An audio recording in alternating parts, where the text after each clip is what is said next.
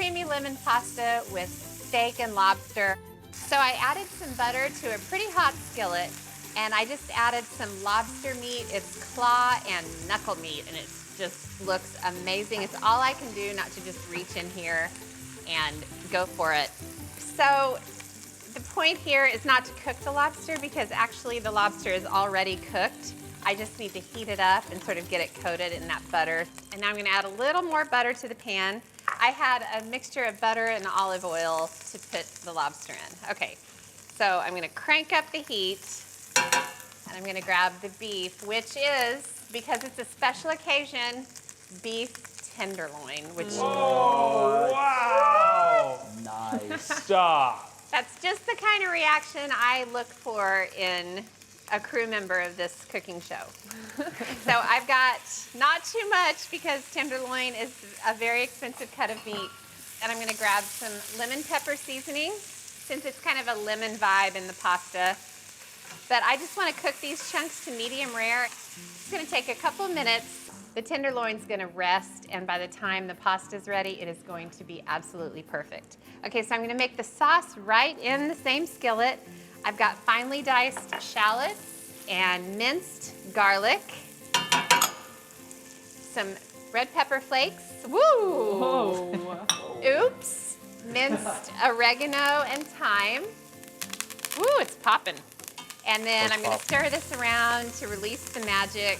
Okay, so I'm gonna move forward with this delicious pasta sauce. I'm gonna add quite a bit of wine. Woo, that is some brown butter sauce there. All right, so this has reduced just a little bit, and I'm adding some cream. Oh my gosh. And quite a bit of lemon zest. Now I'm just gonna let this thicken up and reduce for probably just a minute, because this pan is so hot. And after that, we'll pull this pasta together. Okay, and then whenever I make a pasta sauce, I always reserve a little bit of the pasta water and just pour it in, just to give it a little bit of thinness so it doesn't get too gloopy. So for the pasta itself, I'm using angel hair, which I think is so good with any light creamy pasta, because it just kind of coats the noodles. It's already cooked, standing by, and then I'm just going to toss it. Whoa. Ooh, baby.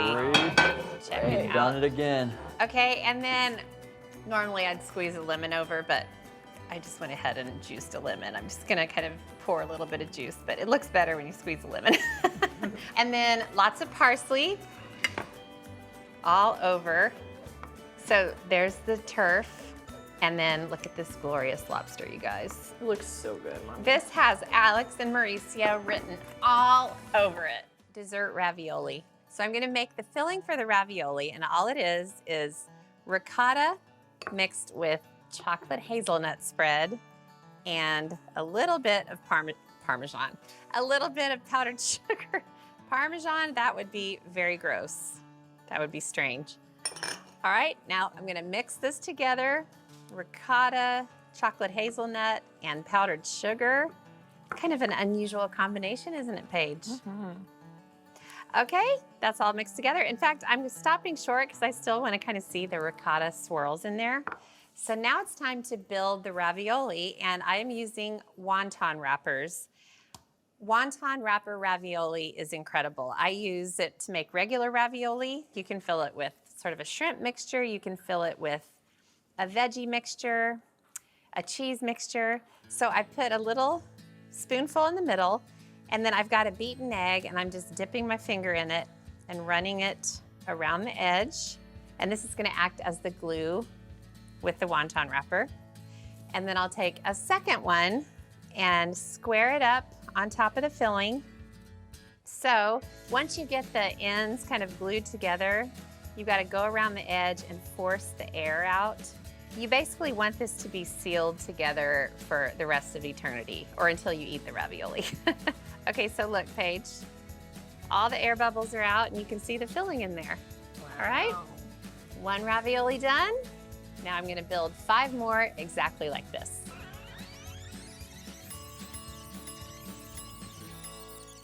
Okay, got them all built. Whew. And I've got a pan with some vegetable oil, And I'm gonna drop all 6 of these in at once, and they are gonna take no time at all to cook. And then I'll take them out and show you how to finish this up.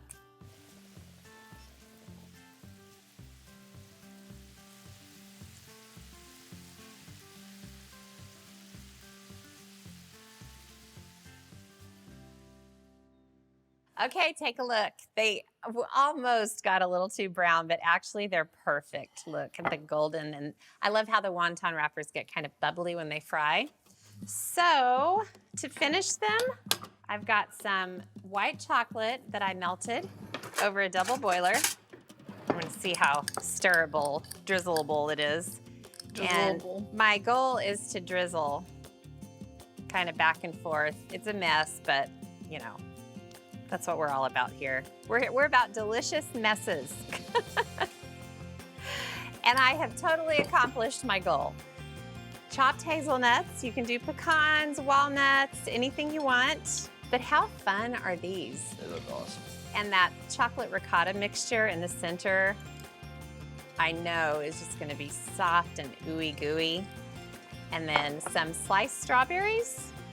I think this turned out just beautifully. What do you guys think? I think you've done it again. Did you know pasta could be dessert? So I've got a pan with a little bit of olive oil. It's not up too high. And then I'm gonna sprinkle on some lemon pepper seasoning. So then I'm gonna slowly turn up the heat and give it a quick stir to coat the shrimp in lemon pepper. Okay, that's starting to sizzle away.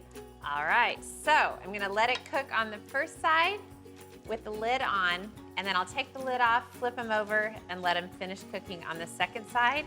And then I'll take them out of the pan and move forward with the sauce.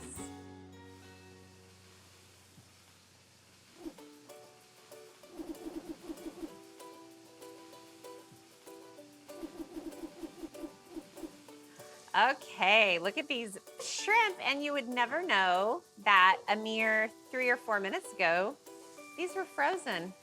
And I'm gonna add some wine, and I'm gonna really crank the heat now and let that start to bubble up and reduce. And this is a non-stick skillet, so there's not a whole lot of scraping required when it comes to deglazing.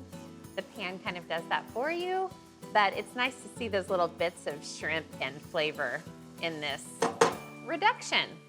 So I'm gonna move forward with the sauce. Cream, heavy cream. Cream can. Is there any other cream than heavy cream? And then mascarpone cheese, which I'm obsessed with these days. I don't know what is going on, but I just can't quit reaching for the mascarpone. And then a whole bunch of lemon zest. So this is the zest of 2 lemons.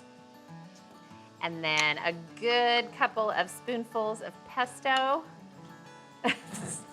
And then I'm just gonna add some salt and pepper and give this a stir so the mascarpone can start to melt, but this is just gonna become more and more creamy, more and more dreamy. And this is a good time to add the gnocchi to the boiling water. It's so soft it won't come out of the little package. Oh gosh, that feels like fresh gnocchi right there, my word. All right, so the gnocchi's gonna take 3 minutes, and by that time the sauce will be a little thicker, and I'll pull this meal together. So the gnocchi's ready. I've got my handy little spider tool, and I'm just gonna plunge it right into the sauce. I just didn't want to get a steam facial today, so I'm not pulling the whole pan out and dumping it in. Okay, and then my second freezer ingredient, frozen peas, and these puppies are frozen.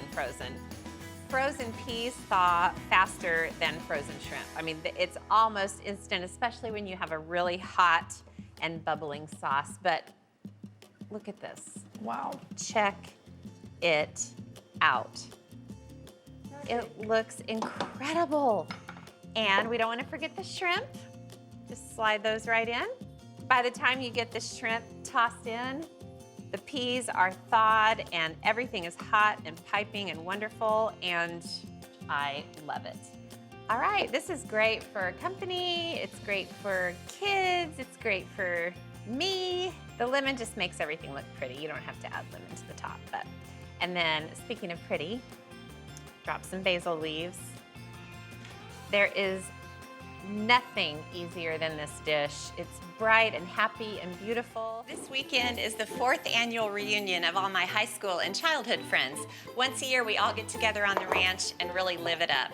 I'm making tiramisu for dessert tonight. Tiramisu is one of my all-time favorite desserts. The first time I had it was in the 80s, and this weekend has always had sort of an 80s theme to it since we all graduated in 87. I've got a pound of softened mascarpone cheese. I'm gonna scrape it into a bowl, then give it a stir so it won't have any lumps. Okay, the mascarpone is nice and smooth. You can also use softened cream cheese in a pinch. It's really good too. Now I'm gonna whip up some cream. I'll add about a cup of cream to the mixer and 1/4 cup of sugar. There are many delicious stages to tiramisu. It's so much fun to make. It's also good to make ahead of time because it needs to sit and sort of become more wonderful by the minute. All right, I'll whip this up. Okay, I don't want to beat the cream until it's really stiff. I just want soft peaks. All right, there's lots of folding in tiramisu. First thing I'll do is fold the softened mascarpone into the whipped cream. That's why it's really important for the mascarpone to be really soft. If you put cold mascarpone into the whipped cream, once it hits the cream, it'll form these little lumps. It's kind of hard to get those out. But you don't want to beat it because this needs to be a light, fluffy mixture. Okay, that's all folded together, no big lumps. Now, an essential component to tiramisu is zabaione. I made this earlier and it's been chilling in the fridge. It is so darn delicious. Zabaione is an egg yolk mixture. So it's 5 egg yolks, 1/4 cup of sugar, then just whisk them together until they're pale yellow in color. Then the mixing bowl gets placed over a saucepan of simmering water, and at this point you gradually add 1/2 cup of Marsala wine, whisking constantly. Then just cook the zabaione over the simmering water for about 5 minutes, scraping the sides and the bottom as you need to. Then when it's done, you take the bowl off the heat, cover it with plastic wrap, and chill it till it's cool. Okay, the zabaione is all nice and folded into the mixture. Tiramisu has many stages, but they're all totally worth it. I've got 1.5 cups of really strong coffee, and I'm just gonna add 1/4 cup of Marsala wine. If you don't have Marsala, brandy also works. I've used brandy several times because it's hard for me to get Marsala wine around here. And then I'll just add about 1 tablespoon of vanilla, give or take. I've got 2 packages of ladyfingers. That's the classic tiramisu approach. I've made tiramisu before by making a homemade sponge cake, but ladyfingers are so simple and they're really delicious. I'm just gonna put a layer on the bottom of the trifle bowl. If you need to break them in half to fit them in the crevices, that's just fine. Now I have this glorious coffee liquid, and I'll just spoon it a little bit at a time right over the ladyfingers. The ladyfingers are super crispy and crunchy, and they just absorb that liquid. I put about 1 tablespoon of the coffee liquid over the top of each ladyfinger. This cream mixture is so delicious. I'm gonna spoon about 1/3 of it over the ladyfingers, and then I'll just spread it evenly over the top. All right, now I've got a piece of semi-sweet baking chocolate, and I'm just gonna grate some over the top. All right, now I've got some beautiful, juicy raspberries, and I'm just gonna lay them over the top of the chocolate. All right, got the raspberries in there. Now I'm just gonna keep building the layers until I run out of ingredients.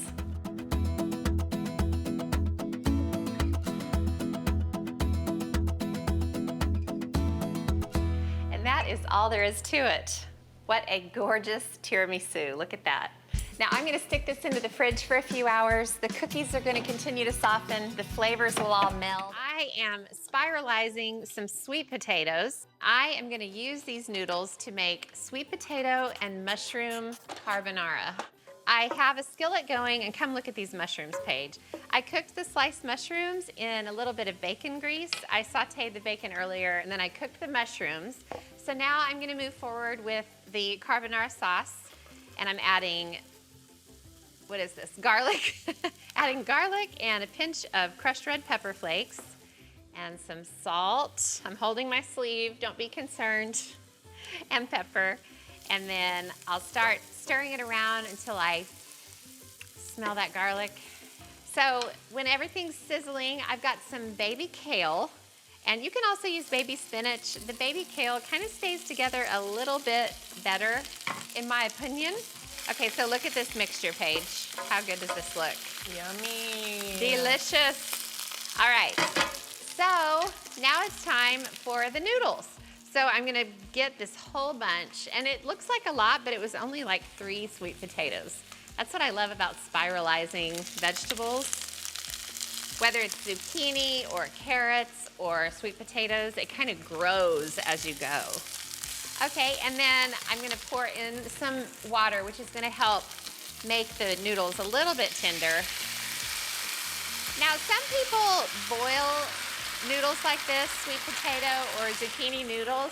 I always find that just makes them fall apart more easily. I like to cook them really gently in a skillet with the rest of the sauce ingredients. I just find they stay together better, and you don't want to just stir and go crazy. You want to treat it with care. So I'm going to sit here and babysit the sweet potato noodles until they start to get tender. Okay, the sweet potato noodles are tender. Look at this, Paige. They look fantastic. I can tell they still have some structure to them. They aren't totally falling apart, and that's good. Now I'm gonna turn off the heat, and I'm going to grab the 4 eggs in a mason jar, whisk them together, and then I'm gonna add some Parmesan, make a mess in the process. I'll add some salt and pepper, and then come look at this, Paige. So this mixture is gonna go into the really hot skillet of sweet potato noodles. You just pour slowly and toss the whole time, and the idea is that the hot water and the heat of the sweet potato noodles will create sort of this thick coating for the noodles, and it just turns into heaven, if you ask me. Okay? And when it's regular pasta, you just wanna toss pretty constantly, and you don't want the eggs to scramble, and actually the Parmesan kind of helps with that. Okay, there's such a fine line between the sauce being lovely and glossy and thick, and then suddenly scrambled eggs showing up. So here we go. Oh, hold on. I didn't cut those quite short enough. And you can see little bits here and there. It doesn't mean it's scrambled eggs, it means it's the Parmesan in the egg mixture. So I'll sprinkle the top with some of the bacon, yum yum, and then some extra parm. Oh my gosh, this looks so good. And then of course, plenty of parsley. This looks incredible, absolutely gorgeous. I'm making dinner for my husband and me tonight, and I knew I wanted to make him his favorite sandwich on earth. We've made this sandwich for years in our house, and it's basically just a big meat fest. He's what you would call a meat and potatoes guy, so I'll make the basic sandwich the same for both of us, but at the end, I'll bring out all sorts of ingredients from the fridge and pile mine high with cheese and tomato, and I might even freak my husband out and add some arugula. This is truly a his and hers situation. Okay, I've got some onions sauteing in some butter. I brown the onions and meat separately because I just want to give them both a chance to get some nice color.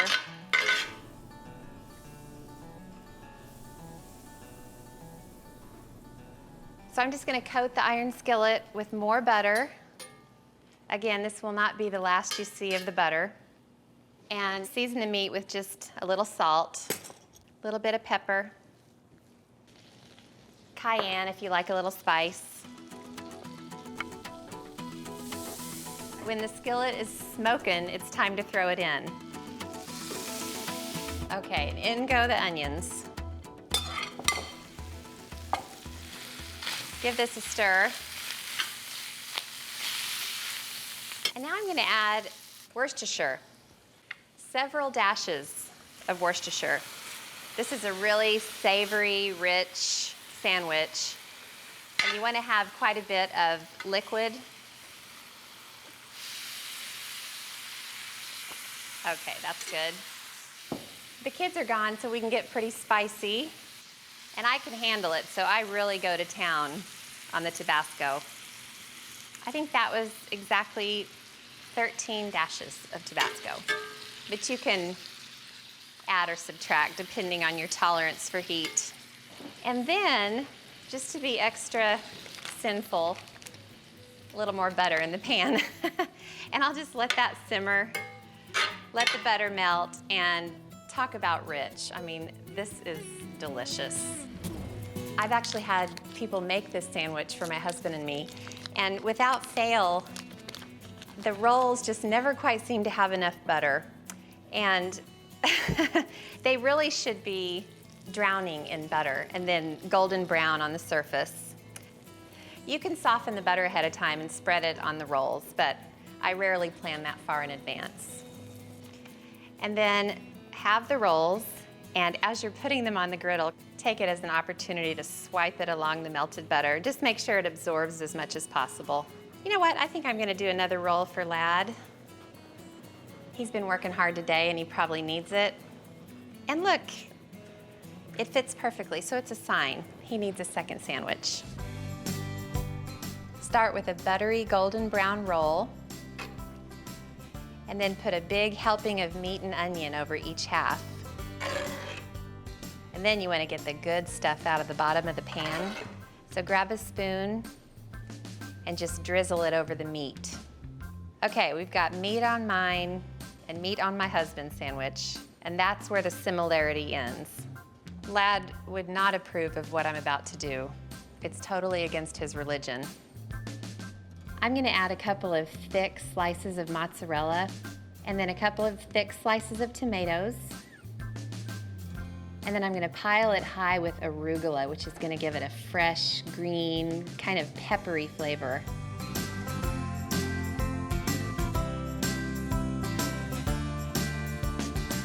Yum.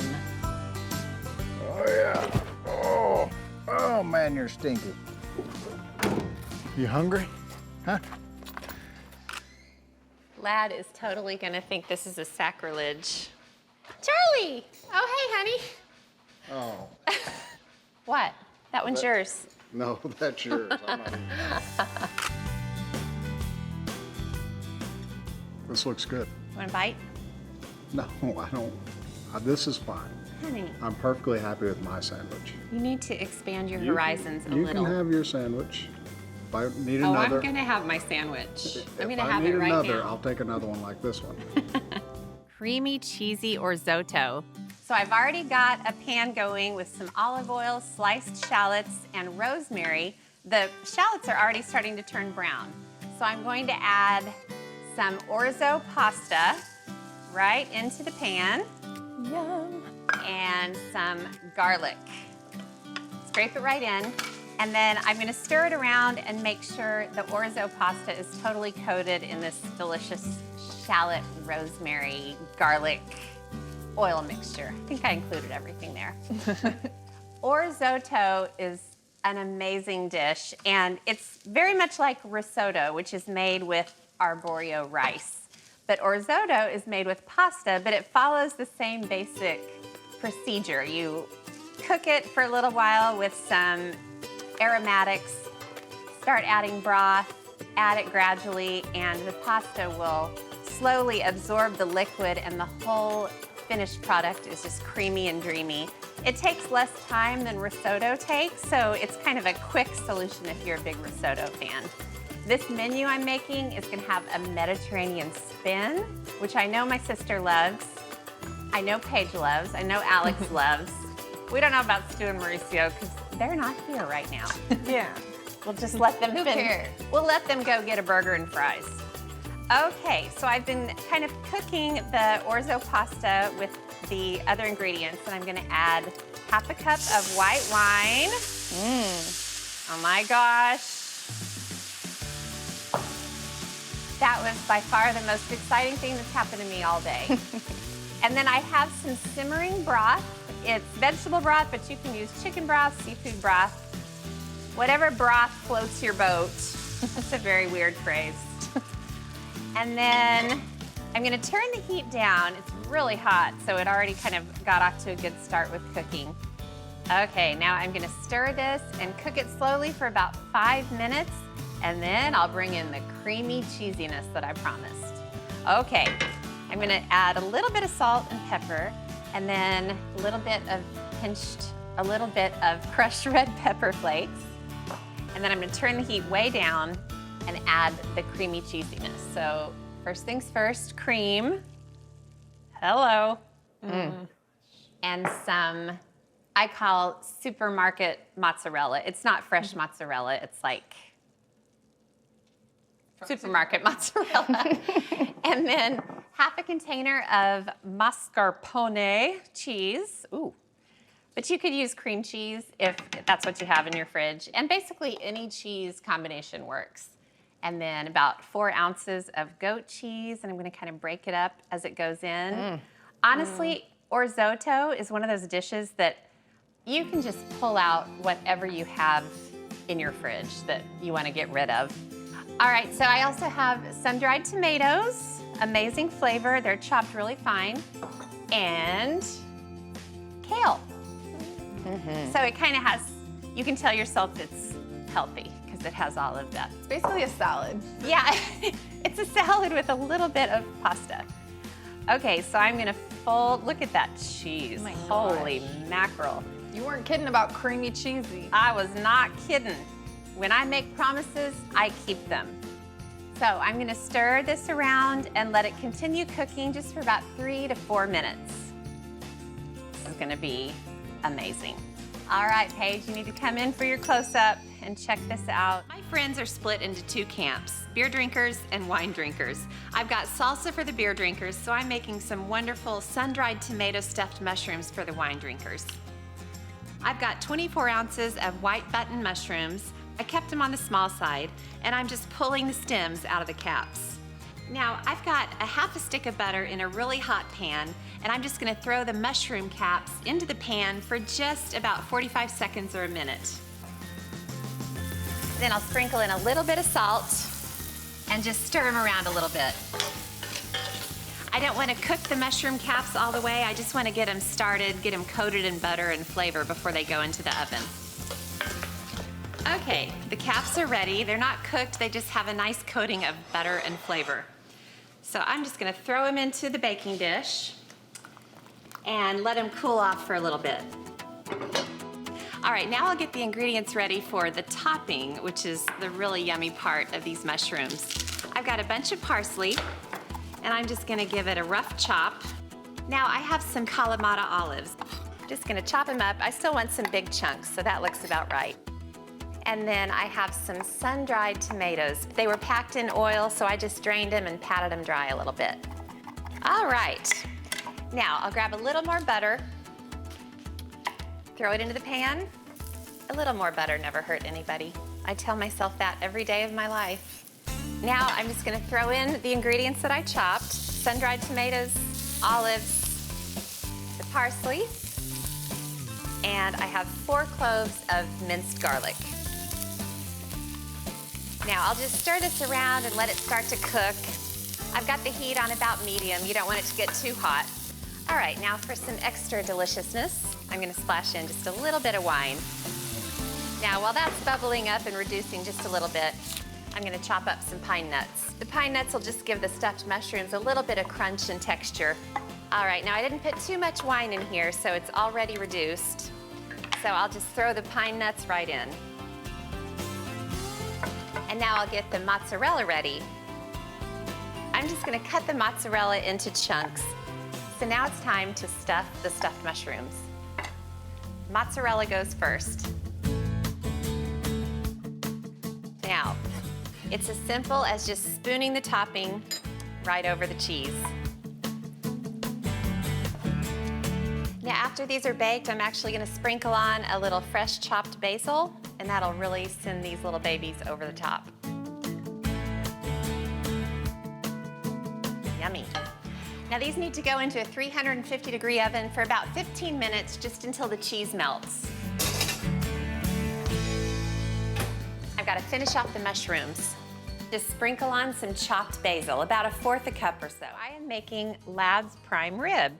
It's every bit as delicious as every other prime rib I've made, but it's downsized, enough for 2 dinners and some really delicious leftovers. I am making rub for the prime rib first, and I put a whole bunch of Dijon mustard and mayo into this little food processor, and I just added salt and pepper, and I have some fresh thyme leaves, some rosemary leaves, and then 3 cloves of garlic, just drop it right in, along with some crushed red pepper flakes. All right, I'm gonna let the little food processor kind of pulse this up. That did not take long, and oh, I love all the little flecks of herbs in there. I'm gonna smell it. Oh my gosh, that smells good. I love the Dijon in this rub. Okay, now for the prime rib.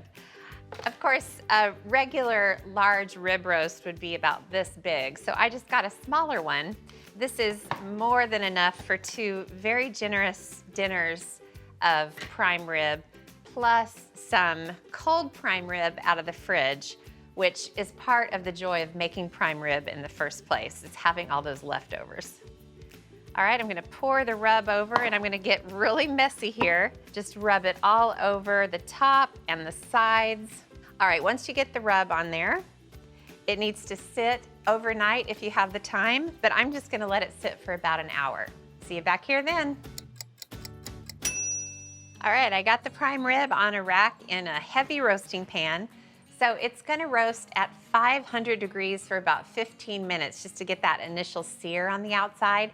And then I'll drop the temperature to 325, and it'll take another 60 to 70 minutes after that to get to medium rare. And then I'll take it out and let it rest for about 10 minutes. So I'll see you on the other side.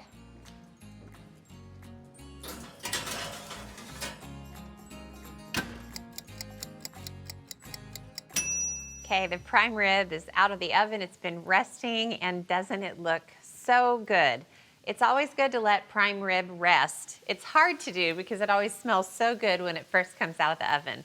But while it rests, I'm gonna make a simple jus to go with it, and I'll show you the roasting pan. When I removed the beef, I scraped all of the grease out of the pan and as much of those little bits as I could. And I put it into a separate skillet, and it's really, really hot. So I'm gonna add just a little bit of flour. I'm not making a gravy, so I don't wanna add too much, but a little bit of flour just kind of helps give the jus a little bit of body without making it too thick like a gravy. And then I'm gonna cook this roux for a good 2 to 3 minutes, and I'll whisk it the whole time, and that'll help it get deeper and deeper in color and flavor. All right, now it's time to add the beef stock. So I will whisk as I add it. It just kind of packs a punch and gives the prime rib just a little extra something, something. All right, now I'm gonna add a little salt and pepper just for a little extra seasoning. And it's as simple as that. Okay, I need to give this just a little time to heat up after adding that stock. So I will go ahead and slice a big piece of this prime rib. And another thing I love about prime rib is you can cut it as thin or as thick as you like, just depending on who you're serving. I'm going a little bit thinner just to show you the portion size that Lad and I usually eat. All right, so this is where the magic happens. when that first piece falls and you can see how perfectly this prime rib is cooked. Look at that, it's just the perfect medium rare. Oh, that is a beautiful sight. You can go a little closer to medium if you like it less pink, but I wouldn't recommend going too far past this. All right, and to serve prime rib, I also like to include a pile of buttery, creamy mashed potatoes. All right, I'm gonna make a little well in this pile of mashed potatoes. And look what happened while I was gone. This jus is just bubbling away. So I'll get a nice ladle full and I'll drizzle it over the prime rib. And I like to put a little extra spoonful over the mashed potatoes. Now a sprinkle of parsley, I like to put it on both the mashed potatoes and the prime rib. All right, prime rib with mashed potatoes and a lovely, delicious jus. This is Lad's idea of heaven. It's pretty much my idea of heaven too. Baked brie with mushrooms. So I've got butter and olive oil in a skillet, and I just added some onion, garlic, thyme, and rosemary, and I chopped them really fine, and I'm cooking the onions. They're already sizzling away. And then now come the mushrooms. Now I just need to cook the mushrooms for about 3 minutes. Okay, the mushrooms look great, so I'm going to pour in probably a 1/4 cup of red wine, and then I'm gonna turn the heat way up and just stir these until they've absorbed basically all of the wine they can possibly absorb, and everything has been reduced. Look at those beautiful mushrooms. So I'm gonna turn off the heat, and I'm going to start on the baked brie process. So baked brie uses puff pastry. This is frozen puff pastry, and I let it thaw overnight in the fridge, and then I took it out about an hour ago, so it's pretty soft. So basically you wanna pile the mushrooms right in the center, and then just a wheel of brie. I leave the rind on, it's just a personal preference. Kind of smush it into the mushrooms. And then you just bring up the sides of the puff pastry, and you are basically enclosing the brie in the pastry. So look. Now you can bake it like that, but I intentionally put the mushrooms on the bottom of the brie because I flipped it over and now they're on top. And then I have a simple egg wash, and it's just egg and water, and I whisked it together, and I'm brushing it all over the surface. So I'm gonna bake the brie at 375 degrees for about 30 to 35 minutes until it's golden. Let's check out this beautiful baked brie. Oh, comes right off that parchment. How beautiful. So I'm just doing some circles of crostini. I'm gonna put a little sprig of rosemary on top. Got some cranberries. I love it. I absolutely love it. I think this is gorgeous, and it's just as perfect with, you know, like your spouse, your sweetie, as it is for a party. So it's just one of those things that no one ever doesn't love. So you've got to get in here and look at this, Alex. Look. Oh my gosh. Oh my gosh. Oh my gosh. It's a lava flow. It's beautiful. I better get in here before it runs off the side. Look at this. And the mushrooms. Honey baby. Beef Bourguignon. I started yesterday when I poured a bottle of red wine over 4 pounds of cubed chuck roast, covered it, and let it marinate in the fridge overnight. Then today I strained it and reserved the liquid, put the meat on a sheet pan, patted it dry, and seasoned it with salt and pepper. Then I browned the beef in a pot that I'd cooked bacon bits in, and that's where I'm up to. So just as a little shortcut, I'm using some bagged sliced carrots and some bagged pearl onions. All right, now in goes some tomato paste. I'm gonna add a whole can of it. All right, next up, 4 whole cloves of garlic. And I think it's ready to pour in the liquid now. All right, so I told you I marinated the beef in red wine, and I used pretty cheap red wine. I didn't use Burgundy, I used Pinot Noir. And I saved it when I took the beef out. And I've been simmering it on the stove, so it is not gonna go to waste. It's gonna become part of the cooking liquid for the beef bourguignon. And I'm also adding the same amount of beef stock. Ooh, this is so good, so rich. And I'm gonna scrape the bottom of the pot just to loosen up all the bits from cooking both the bacon and the beef. So I'm going to add some herbs. I've got bay leaves and a couple of sprigs of rosemary, delicious. I'm also gonna add salt and pepper. And then of course, the beef goes in. Look at this. There's just something magical about a braised meat dish like this. Okay, I'll turn the heat all the way down to low, and then the lid goes on, and I just need to be patient and let this simmer for 2.5 to 3 hours until the meat is fall apart tender, and it is gonna be so good with buttery noodles. I just cooked some egg noodles and I melted some butter, and I'm gonna give them a little bit of zip by squeezing in some lemon juice and adding lemon zest, fresh parsley, and I'm gonna add quite a bit. All right, the noodles are done, so this is where it gets very, very exciting. And now the beef bourguignon, and it looks incredible. Goodness gracious.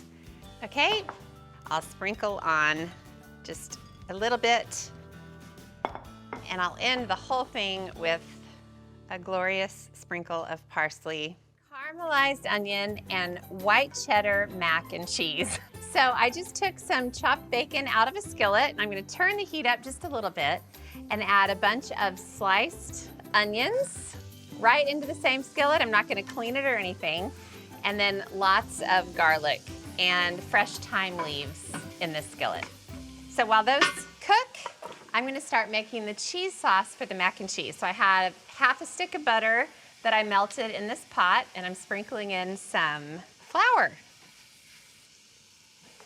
All right, so I'm gonna stir the flour into the butter, and I'm making a roux. I'm gonna cook it for just about a minute. Okay, so the roux has been cooking. It's gotten a little bit golden. So I'm gonna add whole milk. Here we go. And then I want this cheese sauce to be extra rich. So I'm gonna add some heavy cream too, along with salt and pepper. And then I'm gonna stir it, make sure it's all mixed together. And this pot is really hot, and it's gonna take no time at all for this white sauce to thicken up. So now I'm gonna turn this down and add the cheese, whole bunch of grated white cheddar. And that's why I love mac and cheese, because you can really just customize whatever cheese you use. I've also got some queso blanco, which is white processed cheese, which is a must, in my opinion, for any good mac and cheese, because it gives you that unmistakable creamy consistency that they just don't make in France, let's face it. This is mac and cheese, so the mac has to come in somewhere. So I already cooked the macaroni earlier, and it's just been hanging out, waiting for a purpose in its life. Alex had a little snack of plain macaroni, but wait, watch this, Alex, watch. Hello, hello, oh, wow, okay. This mac and cheese is actually gonna bake in the oven, so you wanna undercook the macaroni by probably about half, because it's gonna keep cooking when it's in the oven, and you don't wanna pull it out and have it be gloopy. So look at these onions, Alex. So I'm just gonna kind of divide them in half, and these are gonna go in the bottom of the casserole dish. Wow. All right, I know, we're just breaking new ground here, left and right. And then I'm gonna put half the macaroni in. Ready? Whoop. All right, and then just spread it out on top of the onions. And then the rest of the onions go on. Rest of the mac and cheese. I can't leave any in the pan or Alex will stop filming and come over and eat leave it. some in the Yeah, leave some in the pan. No. We're hungry. Please. More cheese, please. Goat cheese to be exact. I got big old gobs. And I saved it for the top just so it'll get kind of brown and creamy and dreamy. All right, so the mac and cheese is assembled. So I'm gonna make a crunchy topping with seasoned panko, some melted butter, a mixture of rosemary and oregano. What about the bacon? Hello. And No. the bacon. No. Yes. And then, ready? Sprinkle the topping all over. Oh, and this bacon is gonna get pretty crispy and brown, so if you want it to be a little less brown, you can just barely brown it in the skillet, and it'll give you a little more room when you bake it. Speaking of that, come on, Alex. Okay. Let's get this in the oven. We're gonna bake this beautiful mac and cheese casserole at 400 degrees for about 20 minutes. So in it goes. And then you can take it out, cover it up, and it'll be ready for Aunt Mabel's. And I took the liberty of doing that. Wow. Look. Oh. Let's go serve it and see what it looks like. Okay, you ready? Oh my gosh, I don't know if I'm ready. Come on. Look at this. Oh, look. Look, look, look. A Black Forest chocolate cake for two. This is so rich and delicious. I'm just using frozen pitted cherries, and I'm gonna make sort of a syrupy cherry mixture. So I'll add a 1/4 cup of sugar, and then I'm gonna break out the hard stuff. Lad and I are gonna party. A couple of tablespoons of cherry liqueur, and then I'm gonna turn on the stove and make sure the sugar is all mixed up with the liqueur. So I'm gonna bring it to a gentle boil and let it cook for about 6 minutes until it's reduced and thick. Now the cake I'm making also has a lot of delicious cream, so I'm gonna go ahead and whip it. I'm adding a cup of really cold cream to the mixer, along with 1/4 cup of powdered sugar and a splash or two of vanilla. And then I'll turn on the mixer, and I'm gonna whip the cream until it has stiff peaks. Okay, the cream is all whipped, the cherries are all cooked, the cake is baked and completely cooled and ready to layer up. But before I do that, let me tell you how I made it. There are 5 steps to making the cake. First, the dry mix, and that's a cup of all-purpose flour, a cup of sugar, and a pinch of salt stirred together. Second, the wet mix, and for this, I poured 1/4 cup of buttermilk into a pitcher, added 1/2 teaspoon of baking soda, 1/2 teaspoon of vanilla, a large beaten egg, and mixed everything together. Then third, this is the chocolate mix, and it's a stick of salted butter and 2 heaping tablespoons of cocoa powder. I whisked them together in a pan, added 1/2 cup of water, brought it to a boil, and cooked it for 10 seconds. Then step 4 is where it all comes together. So I poured the chocolate mixture over the dry mixture and stirred it for a minute to cool, added the egg mix, and stirred it until it was all smooth. Finally, step 5. With the batter done, it was all about baking. So I poured the batter into a 1/4 sheet pan lined with parchment. Then I put it into a 350-degree oven for 15 minutes, then took it out and let it cool completely. Okay, now I get to turn this chocolate cake into a beautiful layered Black Forest cake. So I'm gonna turn it out onto the cutting board and peel off the parchment. And then I'm gonna cut this cake into 4 equal pieces. So I'll cut it in half, and then I'll cut each half in half. I'm gonna get the cake stand. So then I'm gonna grab some cream, probably about 1/4 of the cream. This is gonna be such a cute little layer cake. I am very excited. then I'll spread the cream to the edges. You don't have to be perfect. All right, so I'll just grab a few cherries at a time and drop them on top of the cream. Okay, and then the next layer of cake. And I'm actually putting the cake upside down. It just kind of makes it a little bit more stable. Look at that cherry syrup pouring out of the side of there. So pretty. Okay, another fourth of cream. Okay. You see where I'm going with this, right? Some more of the cherries. You could have some fun and do blackberries or blueberries instead of cherries. Another layer. And there goes the cherry juice. I'm in heaven just putting this together.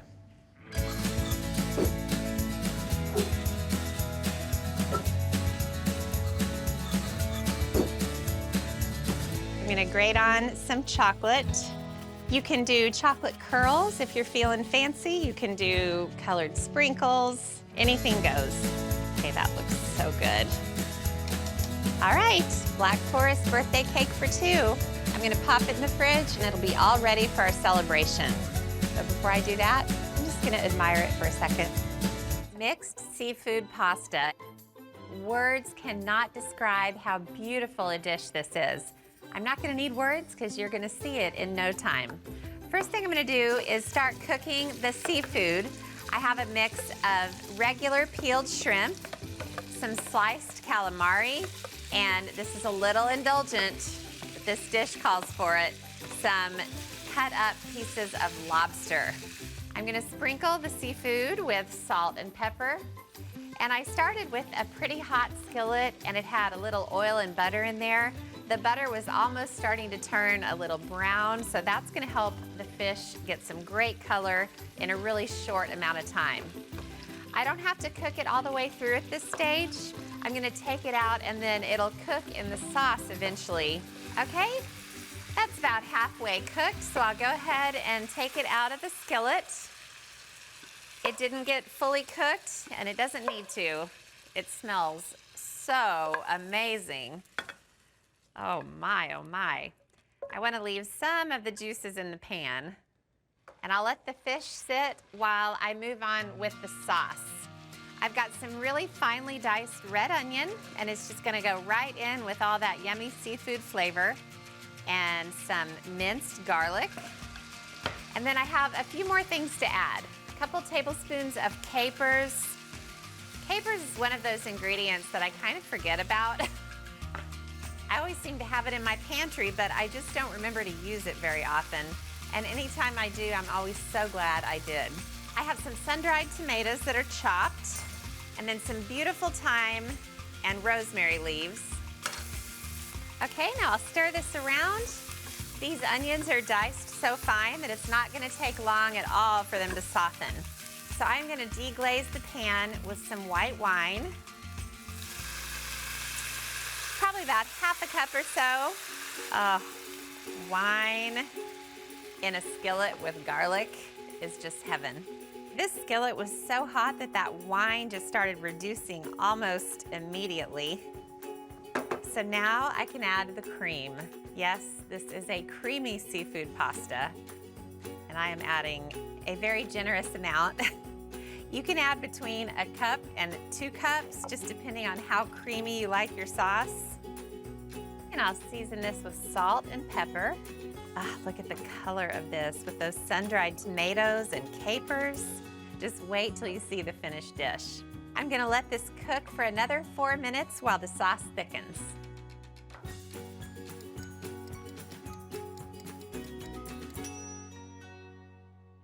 So this is the perfect time to add the seafood, and you'll notice all those juices are dripping off the plate. You don't want any of that flavor to go to waste.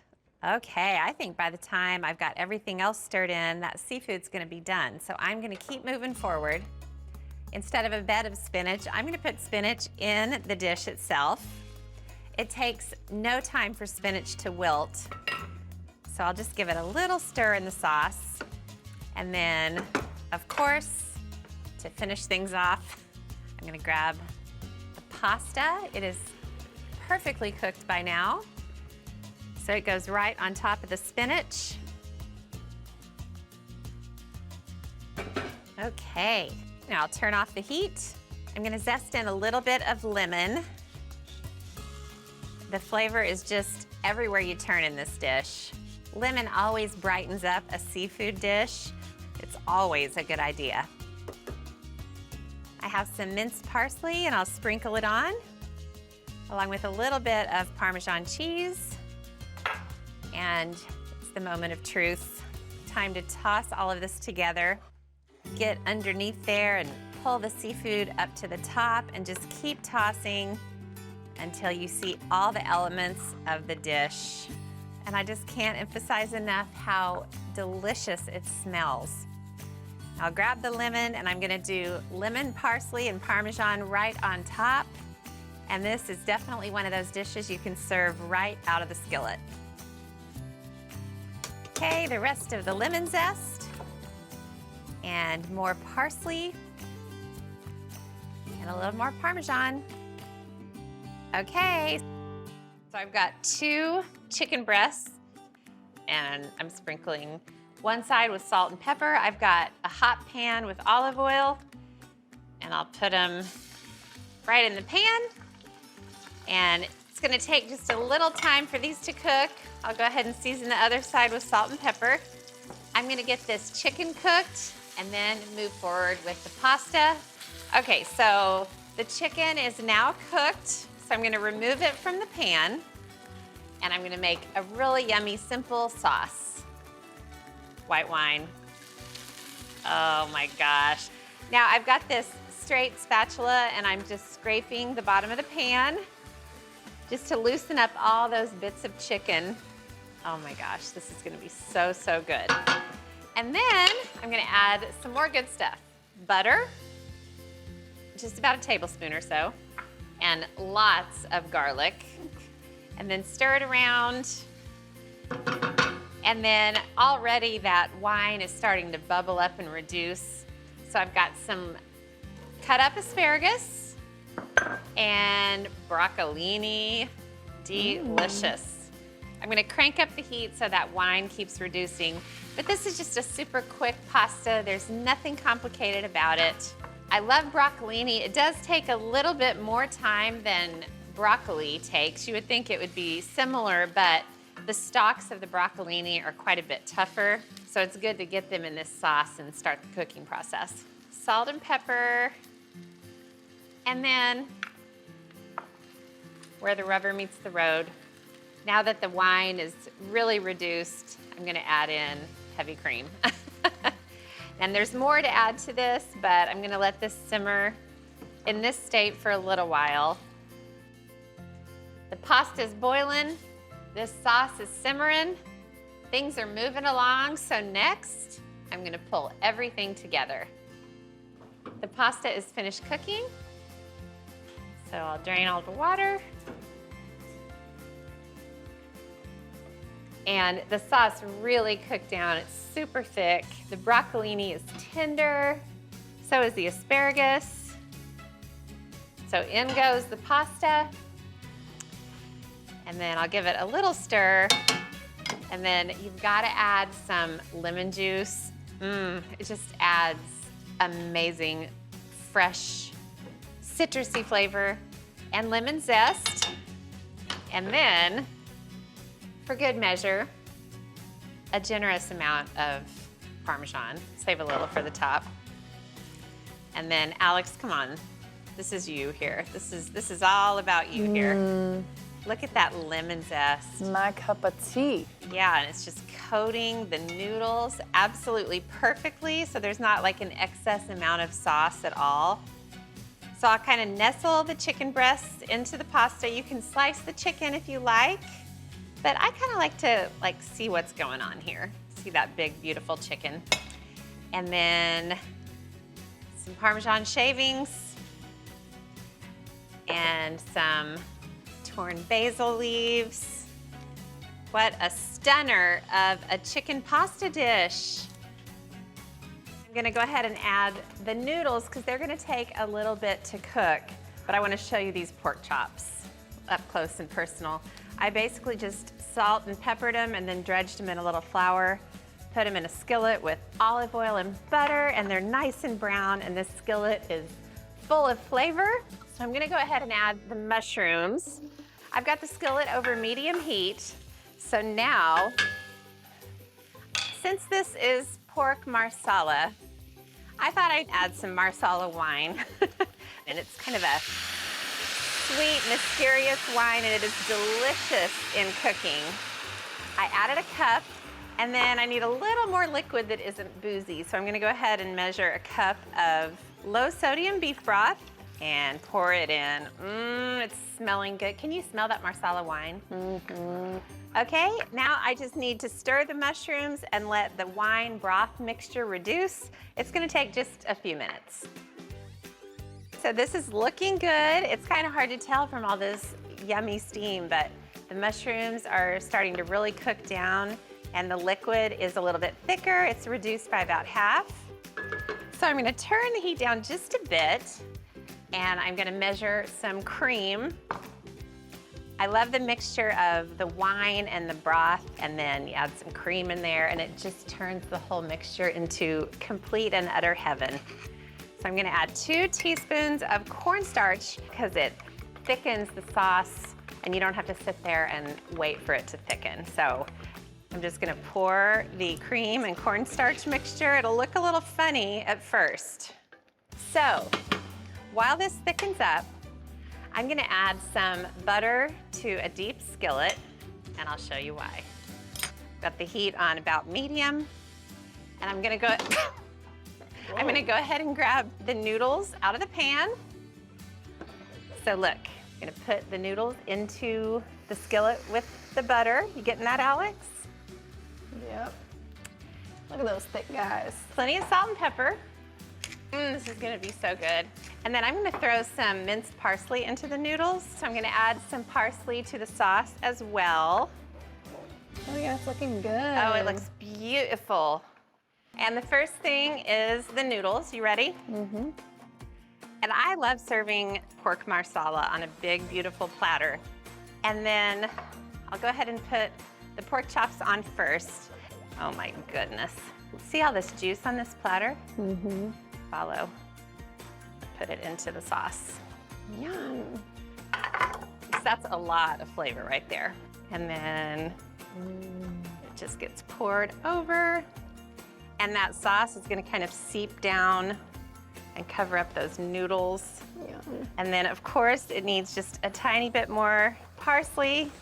What do you guys think of this? Yummy, yummy. Looks amazing. Pork Marsala with mushrooms. Delicious.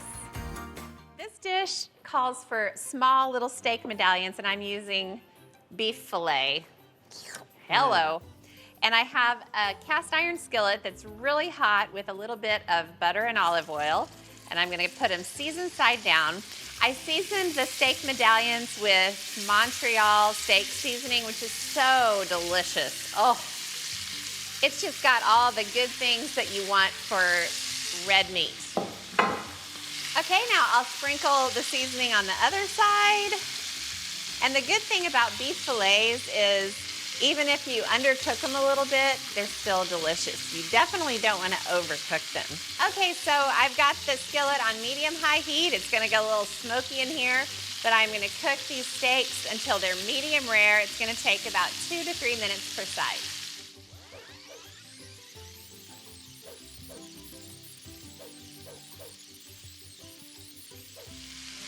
All right, the steaks look amazing, so I'm gonna get them out of the skillet, and I'm gonna turn the heat to about medium. And Alex, look at this skillet. Oh my God. I mean, the flavor in this pan.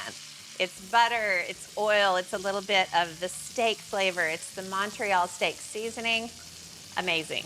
So I'm gonna let the steaks rest, and I'm gonna add a whole bunch of onions to the skillet, of course without cleaning it at all, because you want the onions to get kind of dirty with all that yummy steak flavor and seasoning. And then I have garlic and thyme and oregano, just a little bit of both. And those go in. So now I'm gonna stir the onions around and let them cook until they're really golden and soft. It's gonna take about 6.2 minutes. white wine, and I'm adding, all of it. Okay, and then this skillet is so hot that it's basically gonna evaporate pretty quickly and reduce, and it's gonna be this just super flavorful onion sauce. Okay, so I'm gonna let that reduce, and I'm gonna go drain these potatoes. I've just been simmering them in water. They're nice and tender, so I'm gonna go drain them. This will take me 10 seconds tops. All right, so I've got the potatoes. And I'm just gonna put them straight on the serving platter where I'm gonna serve everything else. Hopefully I don't have any runaways. And then this is so cool. Did I lose one? Oops.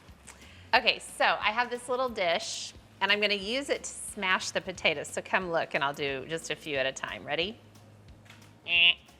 Look, it just kind of breaks them open and makes them just a little bit more inviting. I'm gonna sprinkle the potatoes with a little bit of sea salt. And then I almost forgot, I have a little dish of horseradish sauce and I'm gonna make a little space right in the center. Okay, so the onions are looking amazing and I have some softened butter, believe it or not. And I'm just gonna kind of swirl it into these onions and it just kind of helps that sauce become a little bit more rich and creamy. Oh my. Okay, so the onions are looking great. So I'm gonna basically put these all over the potatoes.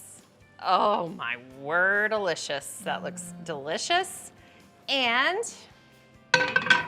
as you can imagine, so the steaks, Alex, what do you think so far? They're beautiful. And just nestle them in on top of the potatoes. You can kind of push them in here and there. Oh, how special is this?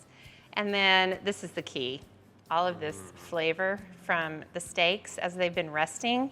You don't want to wash this down the drain. That would be a travesty. And then there are a few extra onions, so I'll just kind of put a few over the steaks, grab some parsley leaves, and just sprinkle them over. Makes it pretty, gives it a little freshness. All right, steak medallions with potatoes. I'm gonna make 2 delicious chocolate poke cakes. Poke cakes are amazing, totally classic. I'm adding chocolate chips to a double boiler, which is nothing more than a heat-proof glass bowl over a pan of simmering water. And then I'm gonna pour in, Alex always likes to get close for these sweetened condensed milk moments. It's a nice pour. So you want to stir the chocolate chips and the sweetened condensed milk, and this is already heating up, and this is just a good way to heat up any kind of chocolate mixture without burning the chocolate. So I took a big old shortcut with these poke cakes because I knew I had to make 2, and I used really good quality chocolate cake box mix. So here's how you make a poke cake. Watch this, Alex. You take a wooden spoon and you basically just poke it.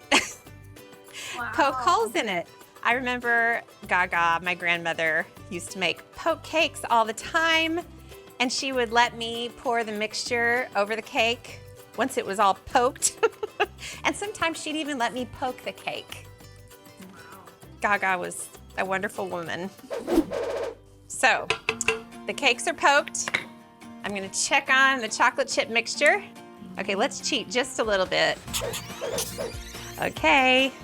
This really thin chocolatey mixture can you see? Oh yeah. Gets poured over the poke cake, and look, you want it to go into those holes. This looks like a dream. So that's the first cake. And look how good that looks, honey. Woo! Poke cake number 2, here we go. I would just dig into this right now. Look at that. Gorgeous glossiness. But a proper poke cake, in my opinion, has some kind of frosting. So, it's not the most gourmet choice, but I'm gonna make a really yummy chocolate whipped topping. And I'm starting with 2 packages of chocolate instant pudding. Don't judge me. No judgment. The cowboys will be here soon. I do not have time to make a homemade pudding from scratch. And then to the pudding, I'll add some unsweetened cocoa powder. Trust me on this. It's so exciting. So this is instant pudding. And the glory of instant pudding is you just add milk and whisk. I am making a mess of the kitchen. Whisk it together. And then this is actually gonna thicken up into a luscious chocolate pudding. So let's check in on the gang out at the cattle pens. Jody, what's your favorite part about working? The favorite part is about, like, get on your horse. That's the most funnest part about it. Oh yeah, getting on your horse. How's your day going, Josh? Can't complain, don't do no good. Life's motto. Can't complain, it don't do no good. When I say pudding is gonna thicken up when you stir it, I mean it. Look at this. It's like magic. So this is a very intensely chocolatey mixture, and I am gonna break out the non-dairy whipped topping. I softened it overnight in the fridge, and the great thing about this stuff is it's so easy. You don't have to whip cream and sugar. And all of those cowboys out there totally grew up on this stuff, and they will absolutely love this cake. So you just want to fold it together. Okay, it's almost. Good grief, Ree. If you guys could see the floor, my clothes, under the height of this countertop, you would crack up. Okay, so look at this. Get in here. Look. Oh, bye, babe. So I will take half of this, and I actually baked the cakes earlier this morning because I wanted them to be totally cooled. And you just smear this chocolate topping all over. Now I'm gonna do the second cake, and it's gonna take me about 3 seconds. All right, chocolate overload poke cakes, 2 of them. I'm making shrimp scampi stuffed shells. We'll have a pan of it for dinner tonight, and then I'll put the second pan in the freezer, and we'll whip it out whenever we need it. I'm gonna let this keep cooking, and I'm gonna drain the pasta shells. I've been boiling 12 ounces of jumbo pasta shells, the kind that you wanna fill with all sorts of goodness. I need the shells to cool just a little bit before I stuff them, so this is a good time to do that. I've got 2 pounds of shrimp. I want the pieces of shrimp to be small and bite-sized. So I'll start to stir the shrimp, and then I'll add a teaspoon of crushed red pepper. Now I'm gonna add a little liquid to the pan, just a splash of white wine. You gotta have wine with shrimp scampi. It's a rule.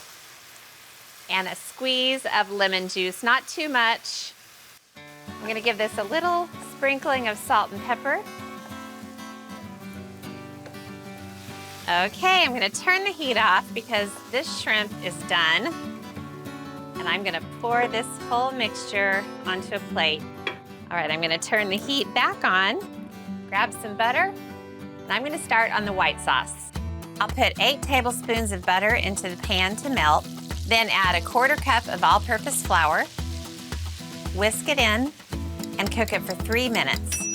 Next, I'll pour in 4 cups of whole milk and 2 cups of heavy cream, whisking constantly and cooking until it's thickened.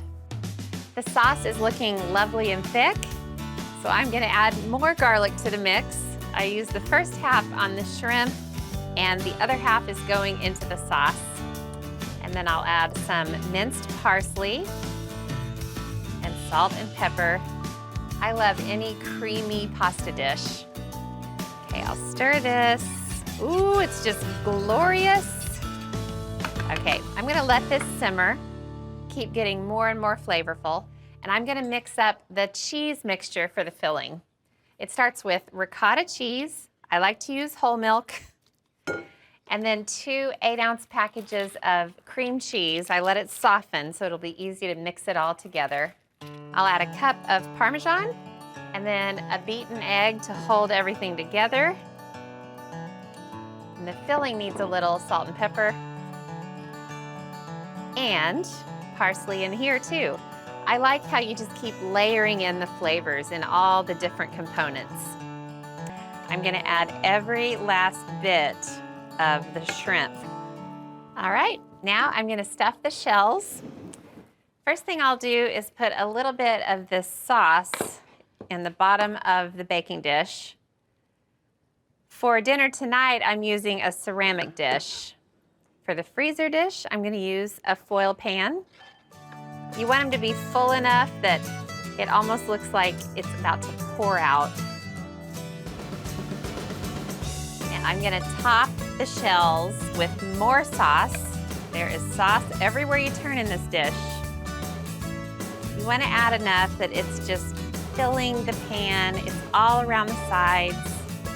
And then I've gotta add some more cheese, mozzarella this time. Pan 2 is destined for the freezer. So sauce, stuffed shells, more sauce, mozzarella, and that's it. So this is for a future dinner, and this is for tonight. I'm gonna get it into a 375-degree oven for 25 minutes, and that's all there is to it. Cheesy stuffed pasta. So I started with a whole bunch of whole milk ricotta. Can you see that? Very exciting in that bowl. Exciting. And then a whole bunch of pesto. I'm just gonna add half this amount. This is a stunner of a recipe, and it's great for friends if you're having people over for dinner. It's great for a weeknight, but it does take some assembly, so you might wanna save it for some of those special people in your life and not just your teenage boys. So I added salt, pepper, pesto to the ricotta, and I'm gonna stir together. And then I've also got some grated fontina cheese, very creamy and wonderful. And I'm gonna add half of that to the ricotta mixture. It's kind of fun when you just use 8 ingredients. You can then concentrate your time and effort on the actual assembly and, cooking, baking of the recipe. Okay, so that's all there is to the ricotta mixture. Okay, now it's time to stuff the pasta, but before I do that, I'm gonna stuff this piping bag. Okay, gosh, that's about as full as a piping bag can be. So, I'm gonna snip off the end. It's much easier to fill this pasta using a piping bag. Hold on, I have to switch hands. So for the pasta, I am using pecari, which is like oversized rigatoni. Have you ever seen pasta this huge in your life?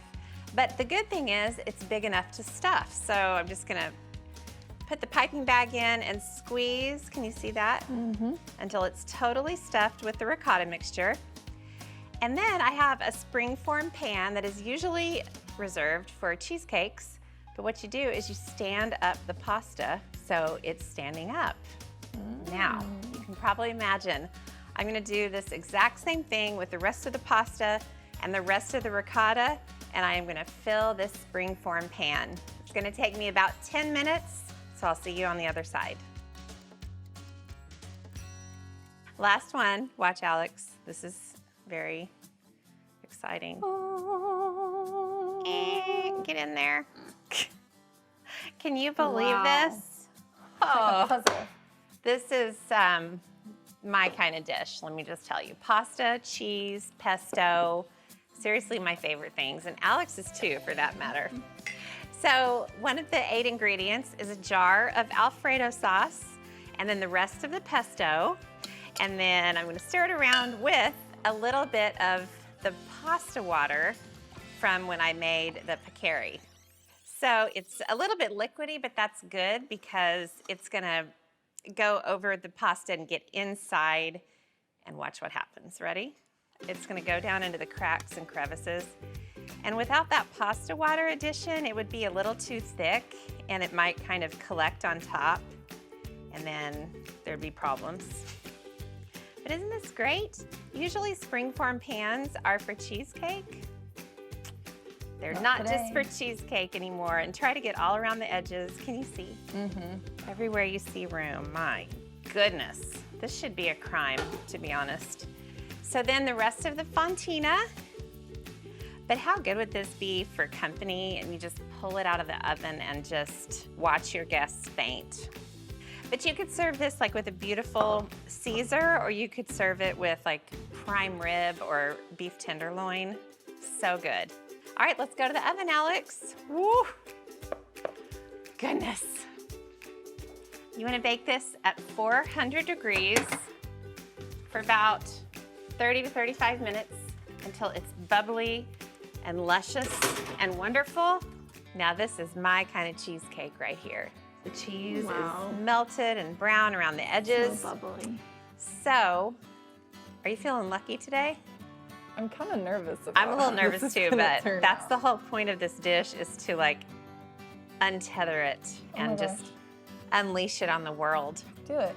All right, here we go. Ready? Oh, it's gorgeous. You could leave it in the pan and just like scoop it out. But to me, it looks like something that needs to be sort of sliced in a wedge. What do you think, Alex? Yeah, I guess. Alex is like, I don't care, just give me some of it. As long as you give me a helping. It really does cut like a cake. Wow. Seriously, this is so cool. Okay, oh boy. All right, we're just gonna try. Oh, no. Well, that was a fun idea while it lasted, but here we go. I pulled it off too soon. It needed about 10 more minutes to just sit and really become one. But it really doesn't matter, because what's beautiful about this dish is this enormous pasta stuffed with all the good stuff of life. All right? Look at this. I think I need that. Can you see Yum. how beautiful that looks? I am gonna take a bite. And just 8 ingredients. This is not like a complicated list of ingredients. Ready? I am making skillet, spaghetti, and meatballs. It's a delicious classic, lots of pasta, lots of meat, and it's baked in the oven. It is gonna be so good. I'm starting on the meat mixture for the meatballs, and it's just brown chuck with some minced garlic, and then 1/3 cup of Parmesan cheese, 1/3 cup of seasoned Italian breadcrumbs, and then a little bit of cream and some beaten egg. To season it, I'm just gonna add some salt and pepper, and then some finely minced oregano, and then I'll just go in with my hands. Lad and I actually don't really emphasize our birthdays very much, with the exception of last year. I turned 50 and he threw a big surprise birthday party for me. I've never had a surprise birthday thrown for me. I was a little bit shocked. I wouldn't have thought I would want a surprise party, but I wound up having the best time. Now, if I were to do that for Lad, I don't know how he would react. He does not like surprises. He doesn't like big parties thrown for himself. He's kind of a quiet cowboy. He doesn't like a lot of attention. So a birthday, just the two of us, is the perfect way for him to celebrate. All right, this is all smushed together, and I'm gonna pinch a pretty generous amount. I'm making pretty big meatballs. Okay, I got it all smoothed out. So that's 1 meatball, and I'm gonna make 9 more just like it. I'll put them on a sheet pan first. The next step is to get them into a skillet and brown them in 1/4 cup of olive oil. You have to turn the meatballs so they cook evenly and give them an occasional shake. It takes about 5 minutes. Don't these meatballs look amazing? They're so brown around the edges. They're not quite cooked all the way through, but they will have plenty of opportunity to do that. So I'm gonna move the meatballs to the edges of the pan and move forward with the sauce ingredients. In the center, I'll scrape in some diced onion and some more oregano and more garlic. So there's oregano and garlic in the meatballs themselves, as well as the sauce. This is Lad's idea of the perfect meal. He loves pasta, loves Italian food, loves cheese, and that is why I love Lad. We have a lot in common when it comes to the things that we like to eat. I'm a little more adventurous than he is, but what do you expect from a woman who's 2 weeks more mature than her husband? Okay, the onions, garlic, and oregano have been sauteing. They're already starting to get soft. So I'm gonna add a whole can of crushed tomatoes. right in the center. And Lad and I can both handle a little spice in our life. In fact, at our advanced age, we need a little excitement here and there. Just kidding, we're young little sprites. And then I'm gonna add some water just to help make it saucy. I'm gonna crank up the heat just a little bit. So I'm just gonna let the meatballs keep cooking and simmer in the sauce until they're totally cooked through. Yep, this has Lad's name written all over it. I'm gonna turn the heat off under the meatballs and I'll grab the pasta.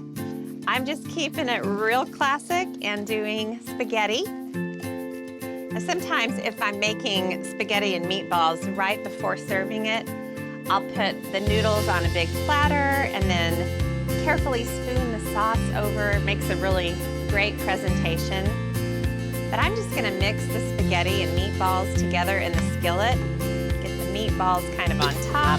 My husband's two best friends from college are visiting, and they came into town to watch a big football game on TV. So we're having a football spread tonight, and I'm starting with the recipe that we'll probably wind up eating last, making a big batch of knock you naked brownies. I start with a German chocolate cake mix, and then to that I'm gonna add 1/3 cup of evaporated milk, and then a stick of melted butter. I'll just mix that a little bit, and then I'll chop up a bunch of pecans. A couple years ago, somebody sent me a gift of killer brownies, and they were so good that I actually rationed them. And this is the closest recipe I've found to the killer brownies that I was given. Brownies are perfect for football food because the whole thing about football food is it needs to be easy to grab and eat with your hands. So I couldn't imagine having a layered cake or something fussy. It just needs to be quick and something that the guys can just grab. And I don't know, there's something about giving old college friends a batch of knock you naked brownies that kind of cracked me up. But I'm kind of mischievous that way. You'll need about a cup of pretty finely chopped pecans. So I'll add these to the mix and just stir them up. It's a really, really thick batter. You can't pour it at all. You have to really kind of smush it with a rubber spatula to get it combined. So right now I'm just going to use half of this mixture. So what I do is I just press it into the bottom of the bowl, and then I use my spatula to draw a line right down the middle. And then I know I'm getting exactly half the dough. Math has always been my strong suit.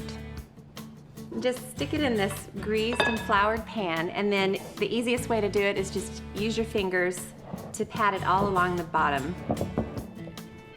All right, now it goes in the oven 350 degrees for 8 to 10 minutes until it's done. Okay, I've got a double boiler going, and I've just unwrapped 60 caramels. I didn't eat one, I promise. I'm gonna add 1/2 cup of evaporated milk. Now I added 1/3 cup earlier, so we've almost used the whole can. And then just give it a little stir, and this will take a little while to melt. Okay, oh, the caramel's perfect. Nice and smooth. Now I'm gonna grab the brownies out of the oven. These aren't actually done, they're just set. And you're not gonna believe what I'm about to do to these. Grab the melted caramel sauce, and it just goes in a layer over the first layer of brownies. Okay, now I'll just spread it out into a layer. Now I'm gonna grab some chocolate chips and just sprinkle them on. And you really just need a single layer of chocolate chips. The brownies are gooey enough as it is. And now I'm gonna take the other half of the brownie dough. And when I use the first half, I could just use my fingers and press them into the pan, but I can't do that this time because the pan has all this stuff going on. So I'm gonna press it into a square. This all just turns into a gooey, wonderful masterpiece.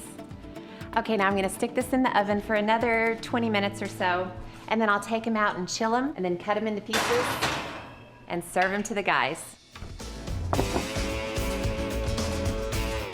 All right, I had some onions and garlic browning in a pan, and I just added 1 pound each of ground beef and Italian sausage. And I'm just gonna break this up as it browns. It already smells so good. Since I was planning steak and potatoes for Tim and Missy, I didn't think it would be feasible for me to make that at both locations. So I kind of looked in the fridge and pantry to see what I had, and this baked ziti just jumped right out at me. Honestly, once I started thinking about it, I thought, I don't think Tim, Missy, Lad, and I have ever had dinner, just the four of us. We've always had the kids around, so it's kind of a novel concept. I hope we can find things to talk about. Okay, the meat is totally browned.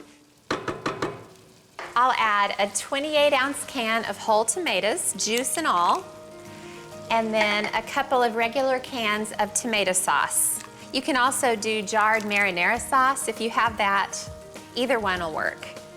And then just to give it a little spice, I know the 6 Drummond kids can handle it, some crushed red pepper flakes, and then about a teaspoon of Italian seasoning. I love this baked ziti. Anytime I have to feed a bunch of people, I whip it up. Then a little salt and pepper. Okay, now I'll just let the meat sauce simmer for about 25 to 30 minutes to make sure it's really flavorful. And while it simmers, I'll whip up the cheese mixture for the baked ziti. So the first cheese is ricotta, just a tub. The next is mozzarella. I'll grate 1.5 pounds and add about 2 cups, keeping the rest for later. And I'll also grate 1/2 cup of Parmesan and add it in with the other cheeses. Next, it's 2 eggs, 2 tablespoons of minced parsley, some salt, and pepper. And then I'll just stir it together a couple of times. Okay, the cheese mixture's all combined. Now I'll get the pasta in to cook. I'm using 1 pound of ziti pasta. You can do penne, mostaccioli, any short pasta is just fine. Just pour it in. All right, now I'll just let the pasta cook for about 10 minutes until it's done. Now the baked ziti elements are all ready, so I'll start by assembling it. Now first, I'm gonna take about 3 cups of the sauce out of the pot, and I'm taking it out just so it'll cool down a little bit. All right, stir it around. I'll show you what I'm gonna do with this here in a sec. Now the pasta is all cooked. I rinsed it under cold water because I wanted it to stop cooking, and I'm just gonna pour it into the bowl with the delicious cheese mixture, and then I'll stir this so the pasta gets coated in all that wonderful ricotta, all that mozzarella. Okay, now the sauce should be slightly cooled, so I'll pour it right in with the pasta and the cheese. Now the purpose of this is just to give the cheese-coated pasta a little bit of a coating of sauce without totally drowning it yet. Okay, this looks great. You don't want to totally mix it together. You still want to have some big chunks of cheese in there. Now I'll start the layering process. I'll add 1/2 of the pasta into this dish, and then I'll spread it all into an even layer. Now, I'll top the pasta with 1/2 of the sauce. The sauce looks so good. It's been bubbling away. It's really dark and rich looking. You could just boil up some pasta, top it with this. That'd be a great dinner too. Okay, now I'll just spread the sauce into an even layer. Now, on top of the sauce, I'll add a little more grated mozzarella. And then I'll start the whole process again.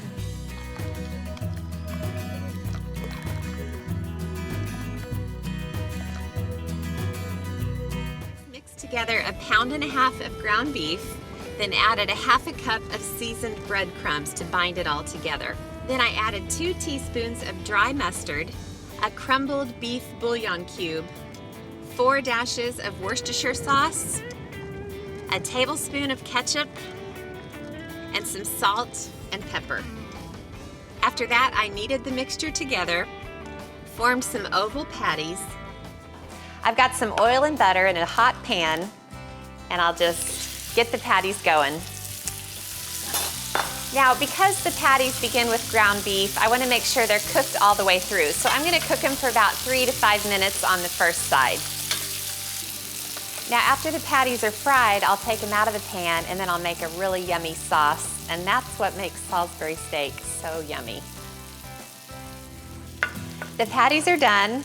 I took them out of the pan, and then I drained off all the grease, didn't clean the pan, and I threw in a sliced onion, and I've been cooking that. It's nice and golden brown. so I'm gonna move into the sauce. I'll just pour 2 cups of beef broth right into the pan with the onions. You know, sometimes I call this gravy, but it's really not a gravy in the traditional sense of the word. It's more of a sauce, and the flavor of the patties really comes through. And then several dashes of Worcestershire sauce. Just eyeball it. And then for a little tang and sweetness, a tablespoon of ketchup. I'd say a heaping tablespoon. And then this is a strictly optional ingredient, but I like to add a little bit of seasoning and browning sauce into the pan. Ooh, that's gonna be nice and dark. It really doesn't do too much except it deepens the color, deepens the flavor a little bit. If you don't use it, it'll still be totally delicious. I'm gonna let that go a little bit. And to thicken it up a little, I'm going to mix some cornstarch with a little beef broth. Just enough to turn it into a paste. My mother-in-law always makes fun of me because I stir things with the measuring spoons I use, but I don't like to do dishes, so I'm in the habit of dirtying as few things as possible. All right, now I'm just gonna add a couple of tablespoons of the cornstarch mixture to the sauce. And then I'll let it cook for just a minute and see what it looks like. The cornstarch thickens the sauce, but it also makes it nice and glossy and really beautiful. If it needs more thickening, I can always add more. If the sauce gets too thick, you can splash in a little beef broth. It's real easy, you can't mess it up. Okay, this looks perfect. It's getting nice and thick. So I'm just gonna add a little salt and pepper. And it looks just so good, so pretty. You can give it a taste, adjust the seasonings as you want, but it looks just right. So now I'll just stick the patties right back into the pan, nudge them around into the sauce, and then this sauce is so wonderful, I want to spoon it over the tops of the patties. You know, the Salisbury steak, I remember, had really finely diced onions in the gravy, and if you didn't like onions, you were kind of out of luck. But I like to slice them big, and that way if a kid doesn't necessarily like onions, they can easily pick them off. All right, Salisbury steak is done. I'm just gonna let them simmer in the pan. Now I've been grating up a bunch of cheeses, and I'll make the filling for the pasta shells. It starts with a whole bunch of ricotta cheese. I'm actually making 2 pans of shells, one to pop in the freezer and one to take home for dinner tonight. This is a lot of ricotta cheese. Now for some sharper cheese, I've got some grated Parmesan and grated Romano. I also have 2 eggs, and those go right in. I'm just gonna get some basil and parsley together. This is a really great meatless meal. I love it because you can serve the shells with a salad, and that's a great meal in itself. And then some salt and pepper. This is a lot of cheese mixture, so it really needs some seasoning. And then I'll just use my muscles to get this all combined.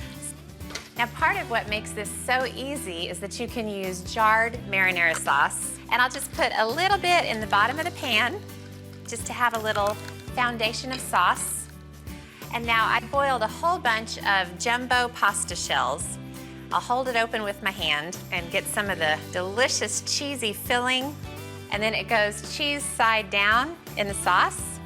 I'm gonna fill up this pan, then I'll do the other one. I'll top the whole thing with more marinara sauce. Just pour it right out of the jar. And that is why jarred marinara sauce is so wonderful. You just crack open the jar and go for it. Now, cheese again. I have a whole bunch of grated mozzarella, and it melts so beautifully over the top of these shells. Now I have some leftover Romano and Parm, and it goes on. Now I'll just cover these with foil and dream about digging into this tonight. So just 25 minutes in a 350-degree oven, and it'll be nice and hot. Everyone gets a big helping of shells. I just love the way the sauce coats the pasta and a little of the cheesy filling peeps out. Yum. Then it just needs some crusty bread, a sprinkle of chopped parsley, and that's dinner.